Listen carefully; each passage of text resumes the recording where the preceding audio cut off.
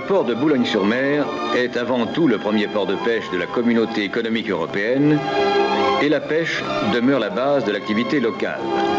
Chaque année, 140 000 tonnes de poissons frais y sont débarquées, le quart de la production nationale, et 60 000 tonnes de poissons d'importation y transitent.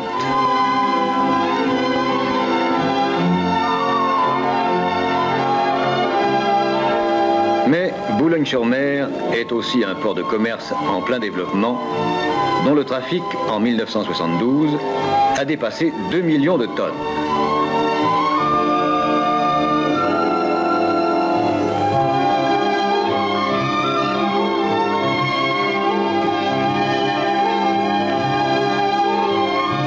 C'est enfin le deuxième port français de voyageurs, où plus d'1 200 000 passagers ont été accueillis en 1972.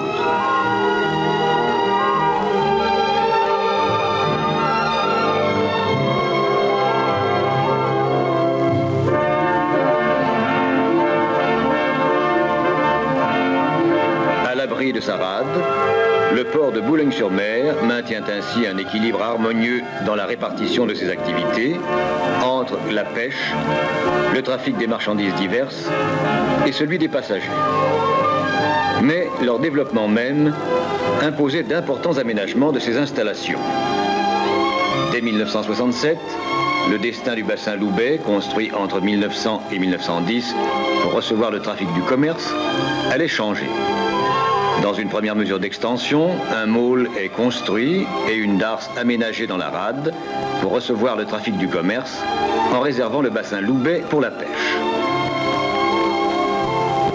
Mais dans ce domaine, la longueur des quais restant insuffisante, on entreprend la première phase d'extension du bassin Loubet qui porte sa surface de 6 à 10 hectares, augmente la longueur de ses quais de 410 mètres et l'équipe d'une écluse à sas, le transformant en bassin à flot.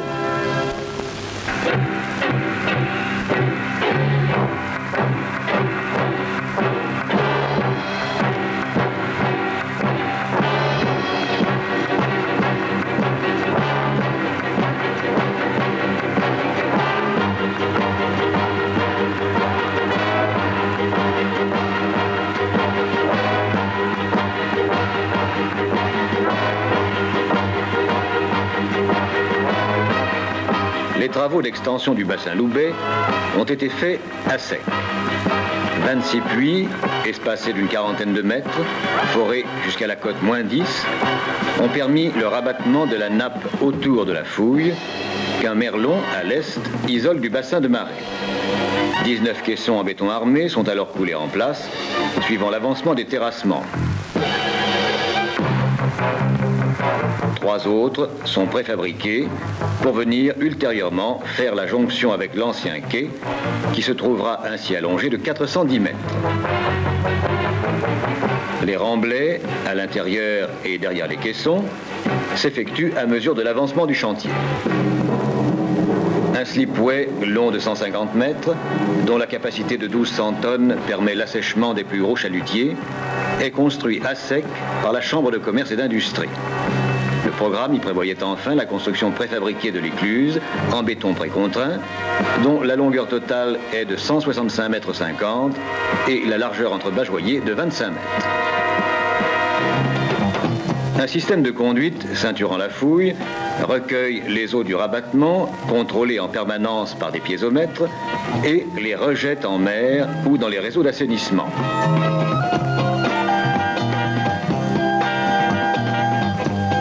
Les terrassements avaient débuté aussitôt après la mise en service du réseau de rabattement. Des motoscrapeurs ont été utilisés pour les sables. Les sols argileux et les marnes sont ensuite extraits à la pelle mécanique.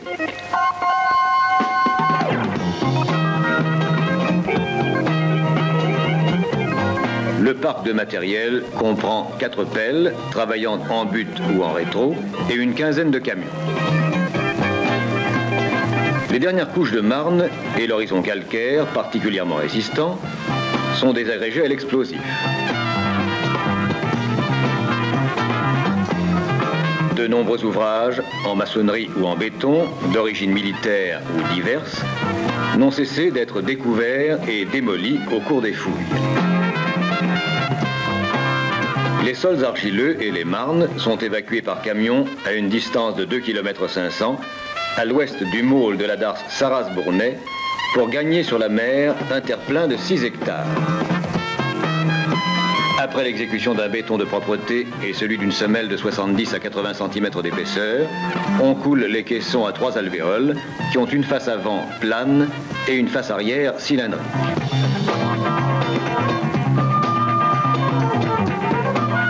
L'opération se fait au moyen de coffrages glissants dont la vitesse de montée est de 16 cm par heure.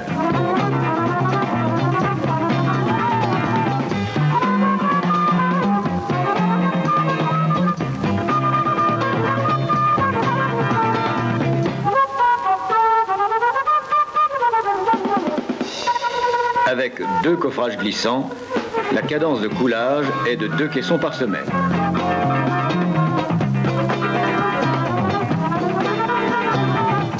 Ces coffrages sont montés dans l'ordre 1, 3, 2, 5, 4, 7. Cette disposition permet de construire un fût isolé, puis un fût encadré par 2 caissons terminés qui servent de guidage au coffrage.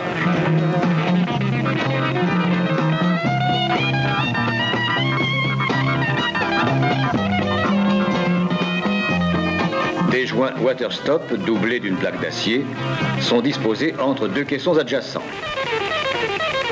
Sur son alignement droit de 380 mètres, la hauteur du quai varie de 13,50 m à 16,50 m en raison du pendage des couches géologiques.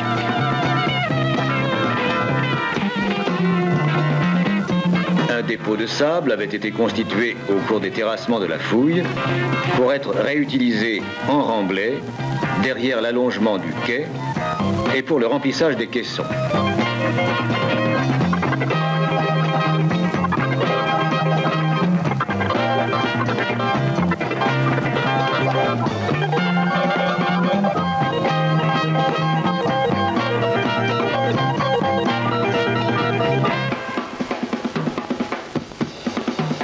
Ce remblai terminé, on coule la poutre de rive, épaisse de 1,20 m et haute de 1,50 m, qui surmonte chaque caisson et vient en former le couronnement.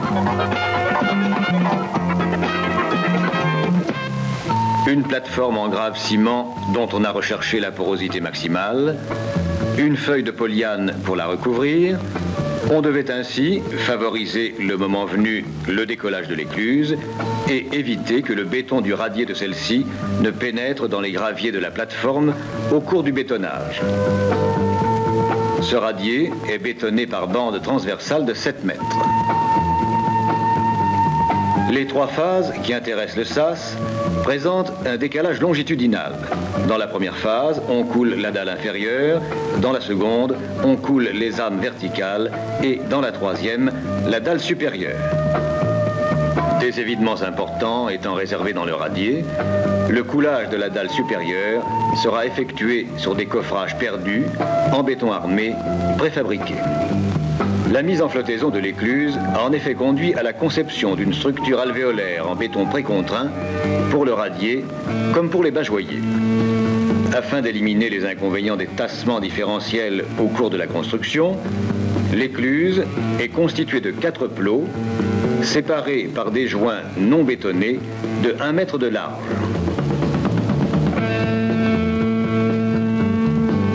Les 4 plots seront clavés par la précontrainte longitudinale.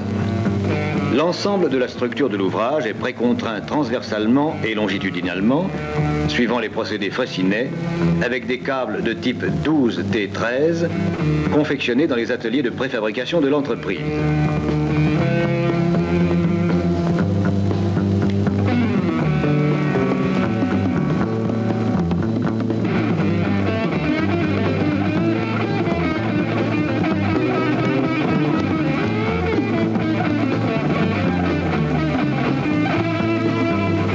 quatrième phase de la construction consiste à bétonner les blocs d'about sous les bajoyers où sont ménagés des évidements qui permettront le forage des pieux fixant l'ouvrage. Ces évidements sont provisoirement obturés par des coupoles en béton préfabriquées qui permettront d'éviter le remplissage des bajoyers lors de la flottaison. Les bajoyers sont montés par tranches de 6 cellules avec des coffrages glissants.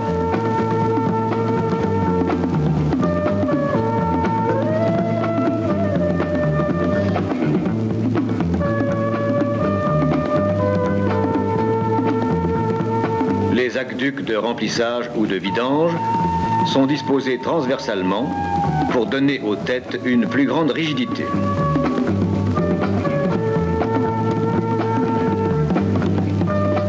La cadence de bétonnage pouvait atteindre 2 plots de 21 mètres de longueur par semaine.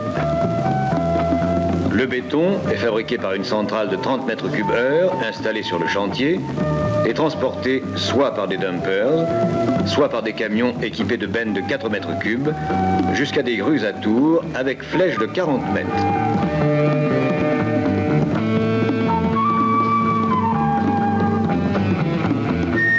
Ce béton de haute qualité et ses constituants sont contrôlés journellement.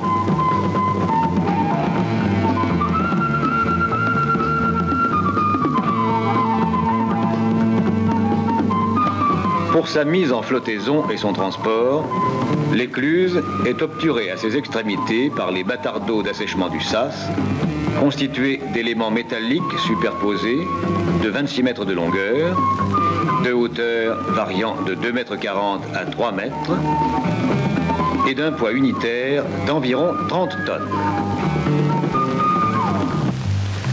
Les opérations préparant le transport et l'échouage de l'écluse prévoient la construction d'un ouvrage de liaison prolongeant le môle sud, le dragage et le réglage de l'aire d'échouage avec le maintien durant ces travaux d'un accès permanent pour la navigation, le dragage du chenal d'amener de l'écluse et, après la mise en eau de l'extension du bassin, la suppression du merlon qui ouvrira la route à l'écluse préfabriquée. Quelques opérations complémentaires précèdent aussi cette mise en eau. Le talus de la berge nord reçoit un revêtement en enrochement de 80 cm d'épaisseur, reposant sur le sable par l'intermédiaire de tissus bidim, protégés par un grillage. Et afin de limiter au minimum les terrassements qui suivront la mise en eau, le merlon est dégraissé à sec au moyen d'une dragline équipée d'un godet de 4 mètres cubes. Seule la section strictement nécessaire à la stabilité du merlon est conservée.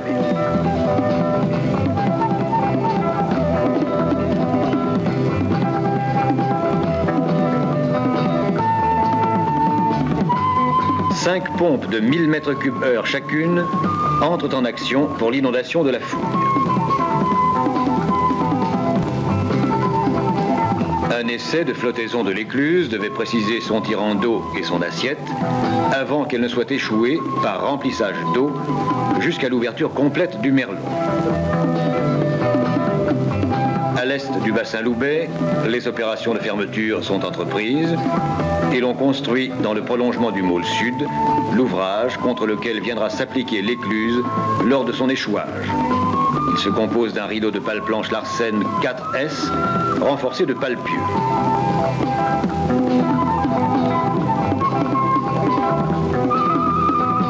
Au cours de la même période, on drague jusqu'à la cote -4,50 le chenal d'amener de l'écluse.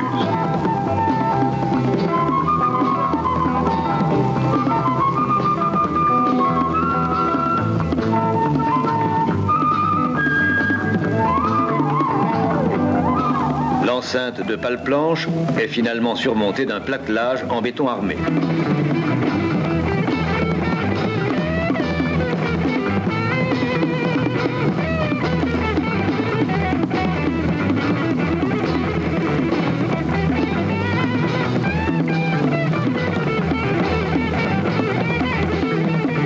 C'est la drague à cuillère, Calanag, équipée d'un godet de 8 mètres cubes, qui est chargée d'enlever le merlon avec toutes les précautions nécessaires pour assurer l'égalisation des plans d'eau et éviter l'entraînement du sol.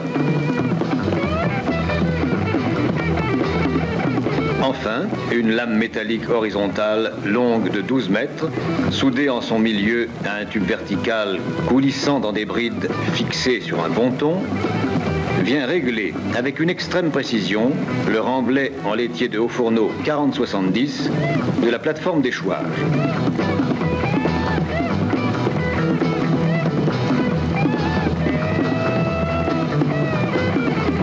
Les opérations délicates du transport par flottaison et de l'échouage de l'écluse ont été étudiées sur modèle réduit au Laboratoire national d'hydraulique de Chatou.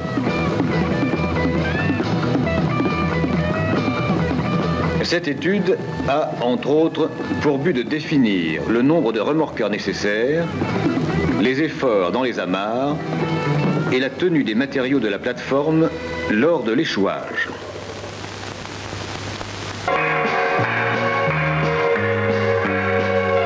Les conditions hydrographiques et météorologiques étant favorables, l'écluse a été transférée le 9 septembre 1971. 4 remorqueurs à turbine sont utilisés pour son déplacement. 2 remorqueurs de 2000 chevaux, l'un en flèche, l'autre en poupe.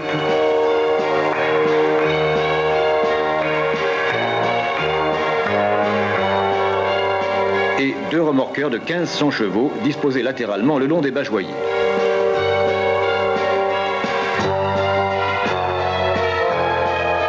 Le déplacement de l'écluse, d'un poids de 60 000 tonnes, sur une distance de 500 mètres, ne constituerait pas un événement exceptionnel si les remorqueurs pouvaient évoluer normalement et s'il s'agissait du remorquage d'un navire.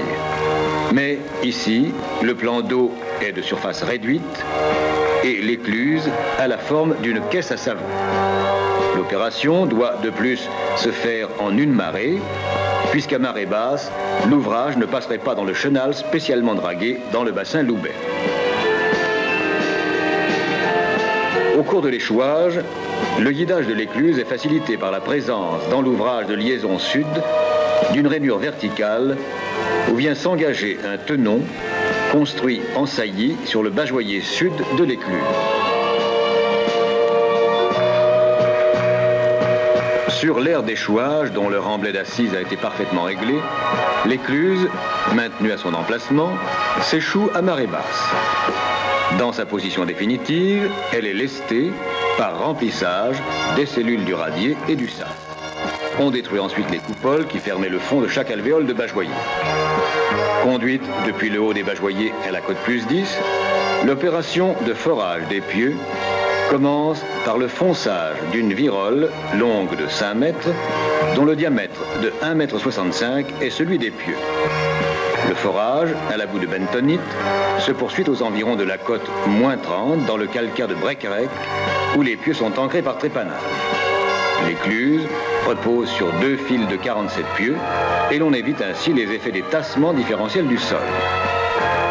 Les bageoyers sont lestés de sable après contrôle de la qualité des pieux et l'on coule ensuite la dalle de couverture.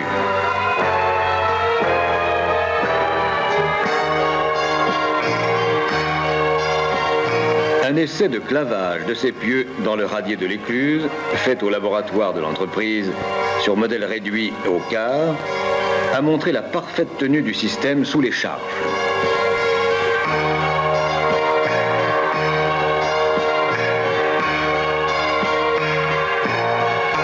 Le chenal, maintenu entre l'écluse et la traverse nord, est abandonné dès que le sas de l'écluse est utilisable pour la navigation.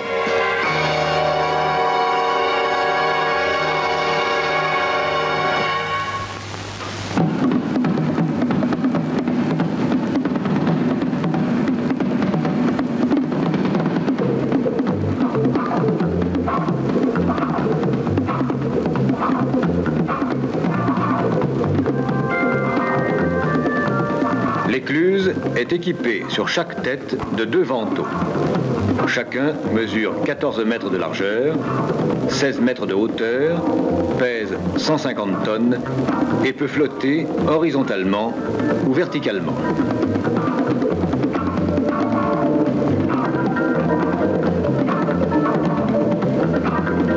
Le chenal provisoire est définitivement fermé par le prolongement de la traverse nord, réalisé entre deux rideaux de pales planches par un remblai en laitier concassé. Un rideau, jouant le rôle de voile d'étanchéité, est battu tout autour de la tête amont pour éviter que le bassin à flot ne se vide sous le radier.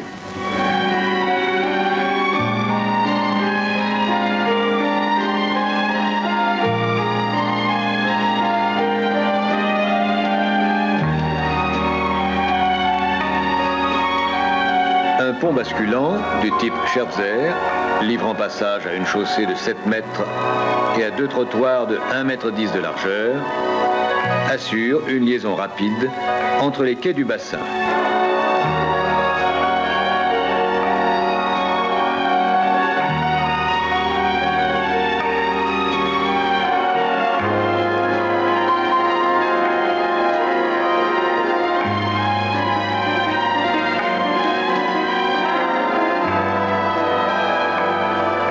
Les portes, les vannes d'aqueduc de l'écluse et le pont sont entraînés par des vérins hydrauliques. Le temps de manœuvre d'une porte ou du pont est de 2 minutes 30 secondes et la durée moyenne de sassement est de 20 minutes. Depuis le poste surplombant l'écluse, un seul opérateur commande l'ensemble des manœuvres à partir d'un pupitre. L'ouvrage permet le passage simultané de 4 chalutiers ou de 2 chalutiers et leur remorqueur. Cette réalisation importante, qui modifie profondément la configuration du port de Boulogne-sur-Mer, n'est toutefois qu'une nouvelle étape dans son développement.